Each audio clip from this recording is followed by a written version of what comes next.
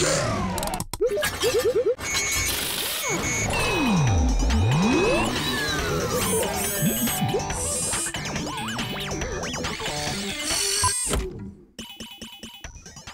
to It Ain't Rocket Science. I'm Adam Balkin, and we are at Raisin National Battlefield Park, just south of Detroit, Michigan, following a group of students who are learning about everything from how to test the water quality to a surprising fact about the nature here and why so many of us, you, me, are carrying around a piece of it in our pockets right now. We'll get to that in a minute, but first, we'll check out the science behind some of your favorite sports as we go from the racetrack to the gridiron and end up on the hardwood. See some of the cutting-edge technology that's keeping one of the nation's biggest car companies at the top of its game, not all that far from here in Motor City. And we'll explore the depths of the ocean with some of the world's leading aquanauts to discuss the future of our planet's great blue frontier. All part of Time Warner Cable's Connect a Million Minds initiative to get you interested, if not educated, in science, technology, engineering, and math opportunities in your community.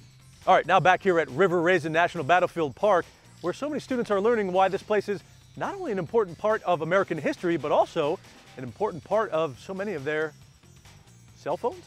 Students got hands-on with silica, a natural resource that's mined in the region and is used to make a variety of glass products for cars, eyeglasses, and even the screen on your cell phone.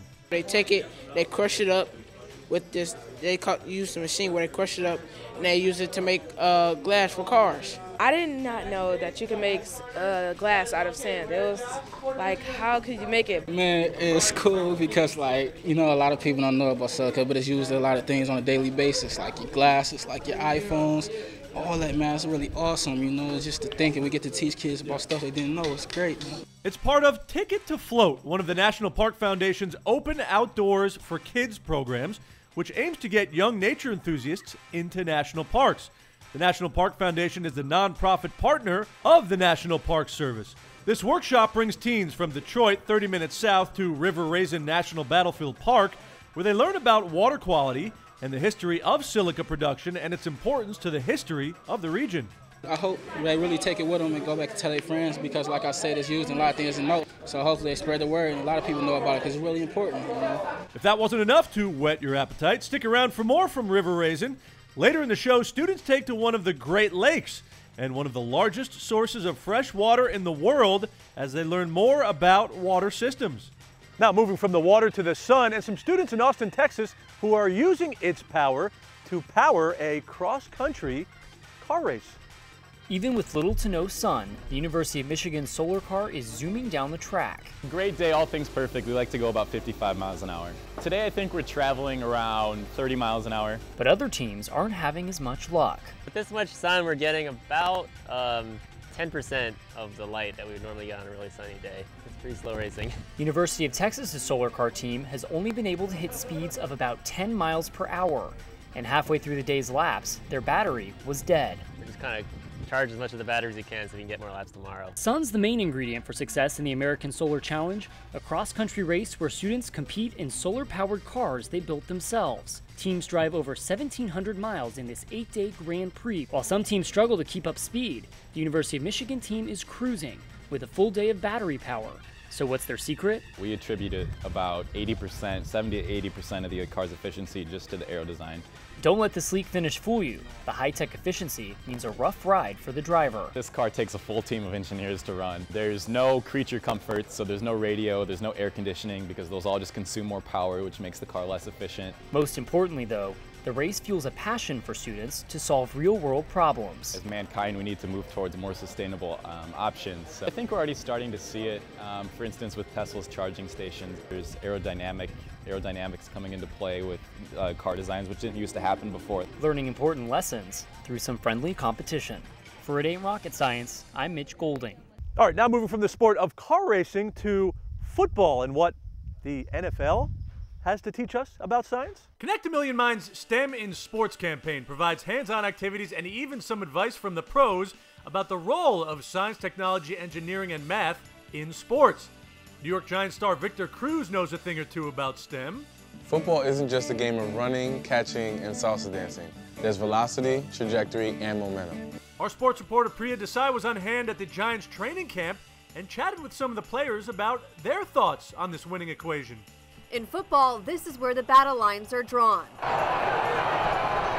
At the line of scrimmage, where the biggest and the toughest go head-to-head every Sunday. But it's not necessarily the strongest that survive. You're dealing with science, you're dealing with physics, you're dealing with inertia. These giants of the gridiron have spent years studying the science of football. It sounds like there's a lot of physics that goes into this. It's a little bit of speed, a little bit of force, a lot of angles where you're pushing. Can you discuss, like, if you have someone that's a little bigger than you, how can you actually take advantage of that? When you're trying to cut off a linebacker who's faster than us, probably weighs half our weight. You have to take a very good angle to get to him because it's all about, the speed and angles. But perhaps the most important concept for any lineman comes straight from a high school physics book. Okay, I'm going to hit you, you're going to hit me, but low man wins. Low man wins, a phrase uttered every Sunday on the line of scrimmage, combining the principles of torque and center of mass to defeat even the largest of opponents. So I can get the leverage underneath your pads and lift you off your center of gravity. I mean, these aren't things that we talk about in the meeting, like center of gravity and inertia and things like that, but in your techniques, in your position drills, these are things you go over to. The average guard, tackle, or center in the NFL is 6'5" and about 310 pounds. But in the battle for the Lombardi Trophy, it may take a little more brain than brawn after all. For 8 Rocket Science, I'm Priya Desai.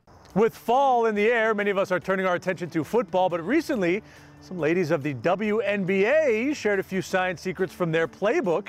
Girls from the YWCA Geek Girls and the Police Athletic League got the lesson of a lifetime on the court that hosts some of the most talented basketball players in the world. WNBA's New York Liberty basketball team was on hand to give the girls the inside scoop on the science and technology. They learned about the importance of percentages, angles, physics, and center of gravity on the hardwood. They even got to explore the weight rooms and hear from the pros. It makes me feel smarter because it's teaching you other things outside of school and how you use math and science for everything. To come out here and then say, what? Like every single thing we do or eat or anything has everything to do with science and technology and all of that. Head over to the STEM in Sports page on connectamillionminds.com to check out how science plays a part on the baseball diamond and find more fun games and activities that you can do in the comfort of your own home. Now, get off that couch. We do have to stop here for a quick break, but coming up, virtual reality is actual reality for these Girl Scouts working to become the programmers of tomorrow.